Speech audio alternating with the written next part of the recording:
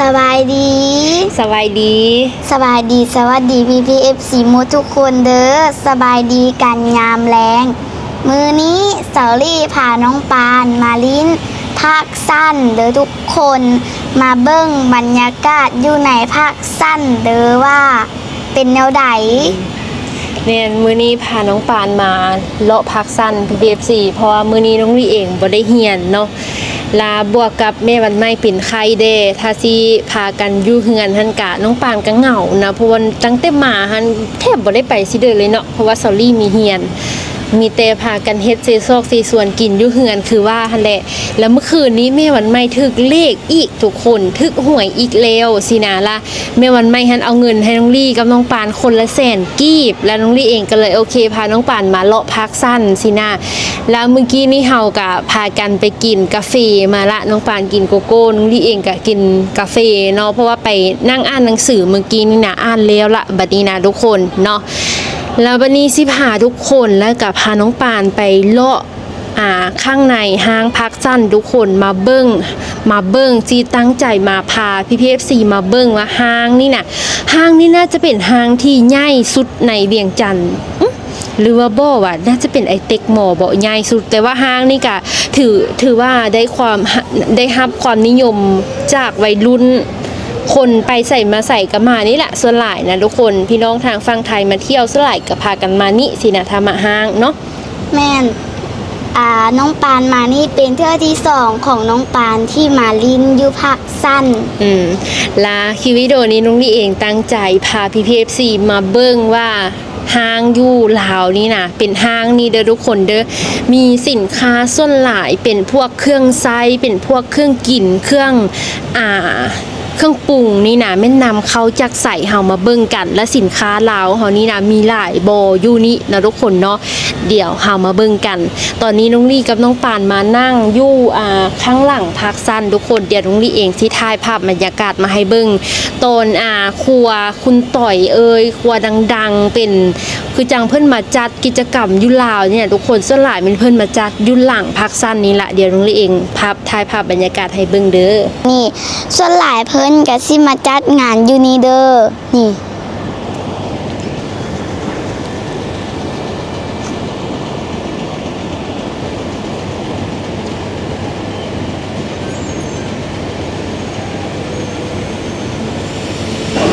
อันนี้จะเป็นภาพบรรยากาศภายในห้างทุกค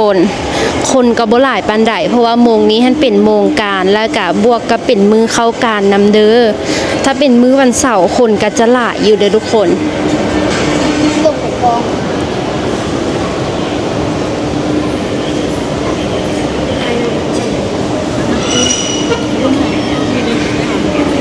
อันนู้นรีดได้ไหนขึ้นไปก่อน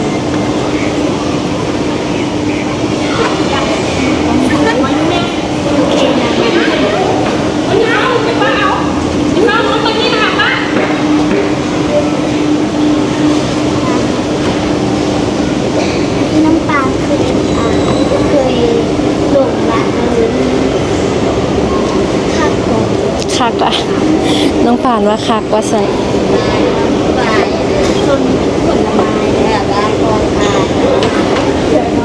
อันนี้จะเป็นซันลุ่มทุกคนเป็นบ่อนโฮงอาหารพูนโฮงอาหารจะเป็นอยู่ทางนาคุณเด้อแต่ว่าเฮาบ่ได้ไปเด้อ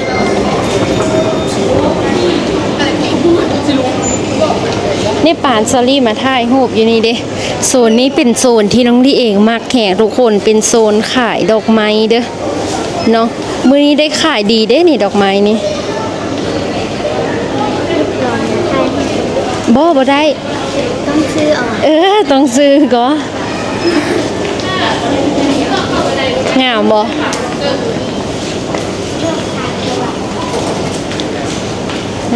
ดอกทานตะวันนี่มันดอกโซลี่กับบ่ฮู้ก็เพิ่นก็สิดอกปิงปองเพิ่นก็สิมีชื่อบอกเด้แต่ละดอกอันนี้เป็นทุเรียนปอกทุกคนมีถ้าอยู่นำห้างนี่ก็ยังแพงอยู่เด้ออันนี้มัน200,000กีบได้4อันทุกคนมากไม้ราคาพิเศษมากไม้ราคาพิเศษเบิ่งตัวบ่พิเศษเด้150,000 แม่นว่ะตัวนี้150,000 ทุเรียนเฉพาะเนื้อ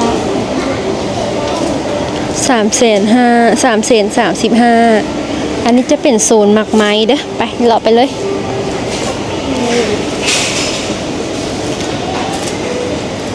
ปูเลาะไปเบิ้งปูเบิ้งป่าบุญพี่มาทางพี่ก้อนไปย่างไป อันนี้เป็นอาหารแห้งทุกคนอันนี้จะเป็นของคนลาวเฮาเองเด้อโอ้อันนี้ของไทยสำหรับบนี้ของฝากอาหารแห้งและขนมโอ้อันนี้มาแต่ไทยเด้อทุกคนเด้อ โอ้ นี่ถ้าเป็นอาหารทะเลแบบนี้ก็จะเป็นมาแต่ไทยทุกคน อู้อันนี้คือสิแซ่บนี่แหละ อันนี้แม่อันเดินนี่ คือสิแซ่บ อ่า จริงบ่จริง อันนั้นเป็นซื้อแบรนด์เพิ่นแต่ว่าบ่ฮู้ว่าเป็นกระปูน้อยว่ะ คือสิแซ่บ โอ้เด้ๆเพิ่นก็เขียนหอยลายปรุงรสหอยลายปรุงรส คือสิแซ่บอะ ไปเลาะต่อเลย อันนี้จะเป็นสินค้าจากไทยเด้อมาเพิ่งพี่มาเบิ่งกุ้งใหญ่นี่ถ้าเป็น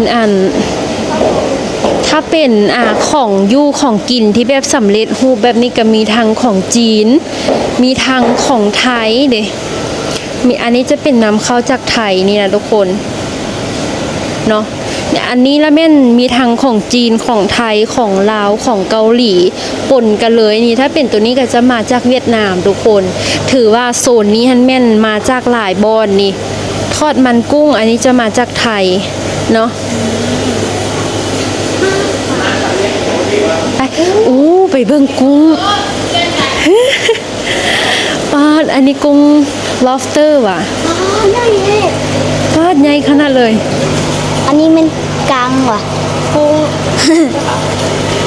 กุ้งโคตรใหญ่ก็เลยก็อยากกินอ่ะ น่ากินนะ ปาดใหญ่ขนาดเลยเนาะ มีตัวปูกับอุ้ยอันนี้เนี่ย อันนี้บ่แน่ใจว่าเป็นตัวอีหยังกระปูอ่ะเน้นเพราะว่ามันมีกระปูแล้วก็หอยนางรมโอ้หอยนางรมเวลายู่มันยู่แนวนี้ว่ะ พ่อสะอ่อนกุ้งนี่นะใหญ่ขนาดเลยเนาะ ไปเดี๋ยวเราไปเบิ่งโซนนะ อุ้ยอันนี้เป็นโซนทะเล โซนอาหารทะเลอันทุกคนโซนนี้ฮะนะเดี๋ยวสิเบิ่งก่อนว่าเป็นสินค้านำเข้าจากไทยบ่แต่ว่าหนังสือฮันแม่นเพิ่นเขียนเป็นภาษาไทยเบิ่งก่อนเด้อว่า made in Thailand บ่ตัวนี้แต่ว่าหนังสือทั้งขวดฮันแม่นเพิ่นเขียนเป็นภาษาไทยเบิดเลยแล้วเพิ่นก็จะมีภาษาลาวนำเนาะภาษาลาวนี่แม่นเพิ่นนำเข้านี่เพิ่นสิเขียนภาษาลาวติดใส่นำเด้อเพิ่นบ่มีบอกเด้อว่าอันนี้น่าจะของไทยอะล่ะเนาะเพราะว่าหนังสือไทยเต็มเลยผู้ใดรู้ว่าอันนี้แม่นผลิตจากใส่คอมเมนต์บอกได้เลยทุกคนเป็นน้ำหมักไม้แบบนี้นะผู้ใดรู้คอมเมนต์บอกได้เลยว่าผลิตจากใส่เนาะไปมาอีกหรือว่าตาบ่ดีว่ะตาบ่ดีแล้วบ่เห็นว่ะนี่คือจังโดยคำเนี่ยนี้นะทุกคนเดี๋ยวเบิ่งก่อนเด้อ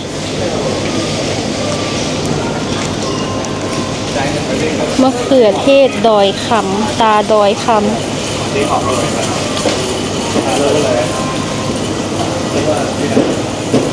อันนี้ก็น่าจะมาจากไข่เด้อทุกคนเบิ่งเดี๋ยวน้องนี่เองซีทายให้เบิ่งทุกคนนี่เป็นตัวนี้น่าจะนำเข้าจากไทยแม่นบ่ทุกคนแพ็คละ 65,000 กีบนี่คือจังผลไม้แบบนี้นะทุกคนคือเขียนเป็นภาษาไทยทั้งเบิดเลยได้ส่วนหลายนะเนาะแล้วเพิ่นก็จะมีภาษาลาวแปะไว้อยู่น้อยหนึ่ง PPFC อยู่ทางข้างเนาะไปเดี๋ยวมาเบิ่งโซนนมนี่ทุกคนอันนี้ก็จะเป็นอาหารสไตล์ต่างประเทศเด้อเป็นพวกซีดพวกอันนี้ก็จะนำเข้าจากต่างประเทศเด้อทุกคน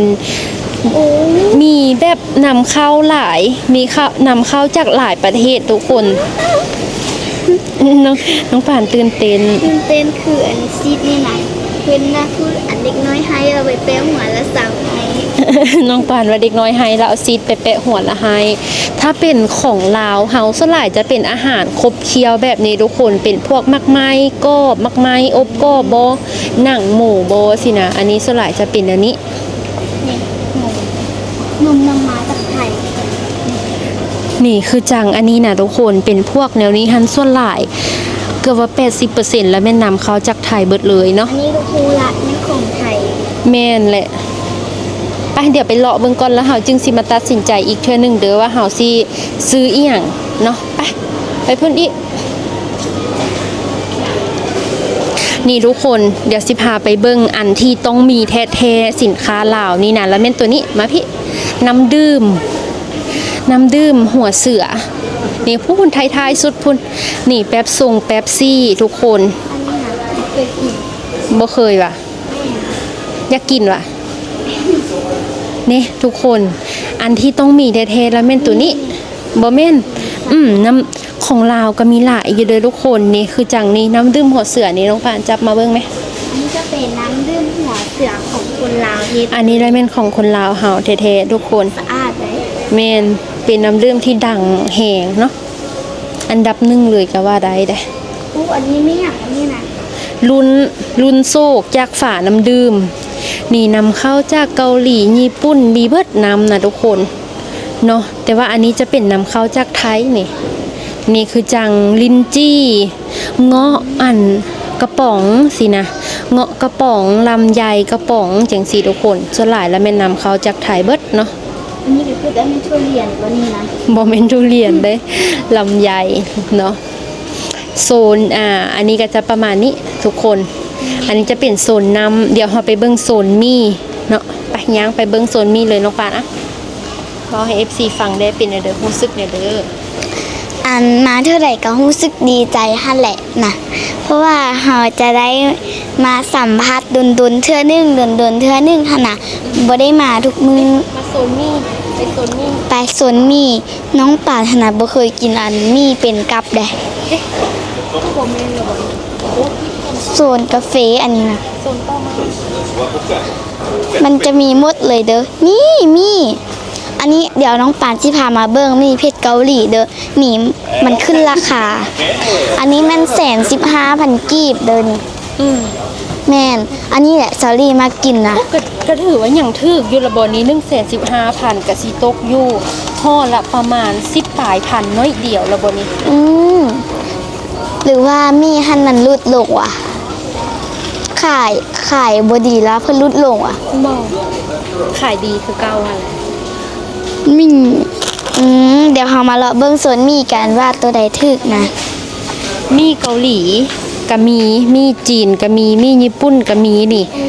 มีโอเค อันนี้จะเป็นของคนไทยเนาะมีคือกันทุกคนแล้วมีที่ได้รับความนิยมจากลาวก็จะเป็นรับความนิยมแหงขนาดก็จะเป็นมีจำพวกนี้ทุกคน เป็นมีที่กินและอิ่มเข้าเนาะ มีอันนี้แหละ แม่นมีอันนี้แห้งได้รับความนิยมแหงจากทางฝั่งลาวเฮา มีใบๆมี นี่เบิ่งจากอันนี้ทุกคนหมดเลยซองนี้นะหมดเลยเนาะมีใบ มันแซ่บ แล้วก็มาม่านี่รสหมูสับนี่ก็เบิดเลย อันนี้ลูกกะบ่เคยกินก็ แล้วบ่เคยกิน น้องป่านนี่อยากได้อันมีกระป๋องได้เบิ่งทรงนี่ อันนี้ลูกเคยกินเบิดเลยก็ แม่นว่ะ แต่ว่าตัวนี้มันเผ็ด นี่แล้วก็จำพวกมาม่ากระป๋อง อันนี้ส่วนหลายแม่นนำเข้าจากไทยเบิดทุกคน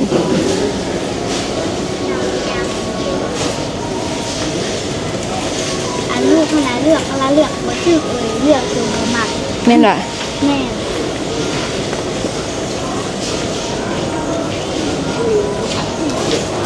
โซนมาม่าเด้อ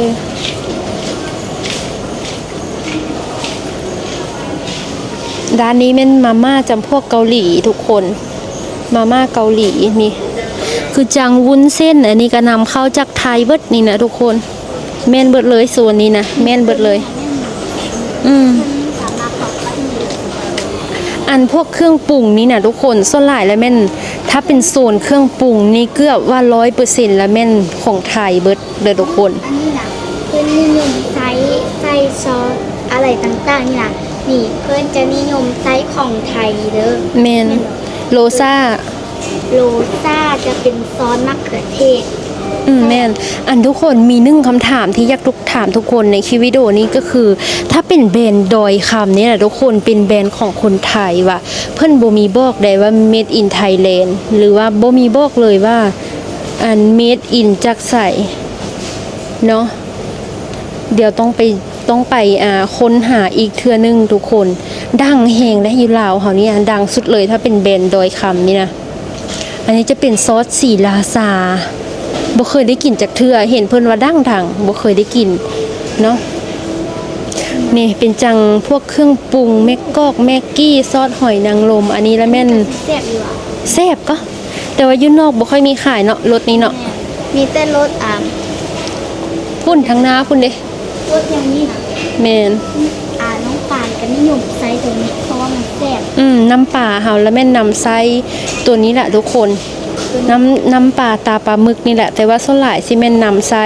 มักไส้ตัวเป็นแก้ว แม่นแซ่บ เนาะบ่มีอยู่นี่และอันที่พ่อน้องลี่เองพกไปเวียดนามนำหั่นก็คือแม็กกี้ทุกคนตอนที่ไปเวียดนาม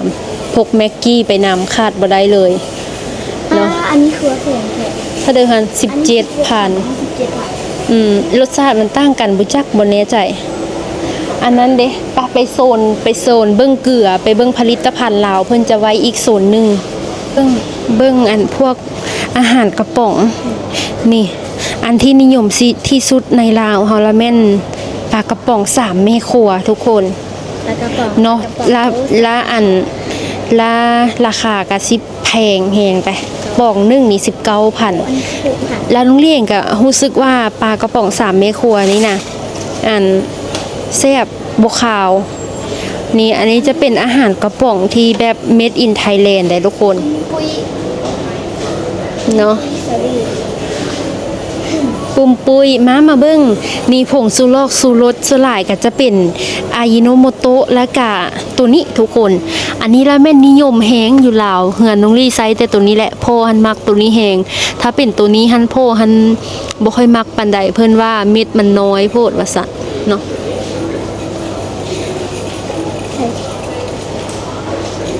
นี่คืออะไรของเรา นี่ถ้าเกลือก็จะเป็นเกลือ อันนี้จะเป็นเกลือของไทย ถ้าเป็นเกลือของลาวค่ะแล้วแม่นตัวนี้ทุกคน มีสินค้าลาวที่แบบโดดเด่นแหงถ้าเป็นสินค้าลาวที่น้องลี่เองไซส์ตั้งแต่น้อยจนใหญ่เลยบ่เคยบ่เคยทิมไปไซส์ของประเทศอื่นแล้วแม่นเกลือ อ่ะนี่โซดูน้องปาน เกลือ เกลือพรีเมียมกาเกวียนเกลือไอโอดีนเกลือไอโอดีนนี้แล้วแม่นดังแหงอยู่ลาวทุกคนอาซีมาเอามาใส่กล่องให้ FC เบิ่งดู นี่คนนะคะเด้ออึ๊บอันนี้จะเป็นเกลือที่น้องปาดไซคือกัน แม่นอยู่ลาวเฮาแล้วแม่นคนลาวเฮาน้องลี่เองเชื่อว่า 90% นะใส่เกลือของคนลาวเฮาเองเนาะเพราะว่าบ่ฮู้ว่าเป็นหยังนะทุกคนเนาะสนับสนุนผลิตภัณฑ์ลาวเฮาสำหรับน้ำตาลและแม่นการยังคงนิยมใช้สินค้าไทยเด้อทุกคนเด้อเนาะคือจังอันนี้จะเป็นเกลือจากฝั่งลาวเนาะเป็นเกลือลาวเฮาเองเด้อตัวนี้เด้อ อาจผลิตจากขบวนการ แต่ว่าถ้าเป็นตัวที่นิยมที่สุดกินตั้งแต่น้อยจนใหญ่แล้วแม่น ตัวนี้ ตาโซนนี่ทุกคนเป็นเกลือสีขาวนี่ถ้าเป็นสีนี้นะนุ้งเลี้ยงรู้สึกว่ามันหวานแล้วก็มีกลิ่นแบบเอกลักษณ์ขนาดเนาะแต่ว่าบ่ค่อยมักปานใดกลิ่นน้ำผึ้งน้องลี่เองมัก2รสชาตินี้ทุกคนที่ครอบครัวน้องลี่กิน แม่ลูกไซส์ตัวนี้ แม่นล่ะ แม่ อีลากินของลาวสนับสนุนผลิตภัณฑ์ลาวนี่แล้วก็พวกน้ำมันน้ำมันทุกคนน้ำมันอันนี้ค่ะส่วนหลายนะแม่นนำเข้าจากไทยเบิดเด้อทุกคนเด้อเนาะนี่คือ มันลำข้าว คือจังกะทินี่นะแล้วแม่นนำเข้าจากไทยเบิดเนาะสิประมาณนี้แหละทุกคนสำหรับน้ำมันที่นิยมกินอยู่ทางฝั่งลาวค่ะแล้วแม่นจะเป็นตัวนี้กับตัวนี้กับองุ่นนี่ที่แบบนิยมกิน ใส่องุ่น เนี่ยตัวนี้เหรอบ่ นี่วะ ประมาณนี้เลยเด้อทุกคน ว่านะถ้าที่แป้งกินนี่ต้องมานี่ละเบิดเลย แต่ว่าแพงเด้ แ มานี่ครบจบอยู่แต่ว่าค่อนข้างแพงกะสิประมาณนี้แหละทุกค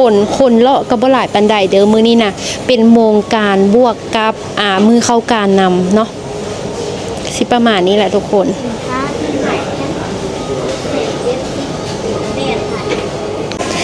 ทุกคนคลิปวิดีโอนี้ก็สิประมาณนี้เลยเด้อเนาะตอนนี้ก็บ่าย3:30แล้วความจริงยังอยากพาน้องป่านเลาะอีกอยู่แต่ว่าต้องได้เมื่อฮับน้องวันใหม่แล้วเนาะฮับน้องอยู่โรงเรียนเพราะว่าแม่ของน้องท่านเป็นไข้ไปฮับบ่ได้แล้วก็เลยบอกให้เฮาให้ไปฮับแทนแล้วก็เลยว่าสิพาน้องป่านกลับก่อนเนาะสำหรับสินค้ากะความจริงยังหลายโซนอยู่ได้ที่บ่ได้ถ่ายให้เบิ่งเนาะเพราะว่าฮอดโมงกลับละแต่ว่ารวมๆแล้วส่วนหลาย 80% แล้วมันเป็นสินค้านำเข้าจากไทยคือจังเฮาถ่ายให้เบิ่งหั่นล่ะเด้อทุกคนเอาคือจังเฮาถ่ายให้เบิ่งหั่นเลยเด้อ ตอนนี้เราก็เลาะมาเบิดละโซนอันครึ่งนี่นะส่วนทางครึ่งนี่นะเราเลาะมาเบิดละแต่ว่าอย่างอีกครึ่งหนึงเรายังบ่ทันได้เลาะเบิ่ง แม่นมาเที่ยวเนาะมาพักผ่อนซะมื้อนี้รู้สึกแน่เด้อ รู้สึกตื่นเต้น ตื่นเต้นยังตื่นเต้นอยู่ ก็ยังตื่นเต้นอยู่ เอาเป็นว่าคลิปวิดีโอนี้เฮาสองคนก็สิขอตัวลาไปก่อนเด้อทุกคนเด้อเดี๋ยวเจอกันคลิปหน้าเนาะโอเคไปบ๊ายบาย คลิปวิดีโอนี้กะฝาก FC กดไลค์กดแชร์กดติดตามให้น้องปานมีกำลังใจเฮ็ดคลิปต่อๆไปในเด้อบ๊ายบายแล้วพบกันในคลิปหน้า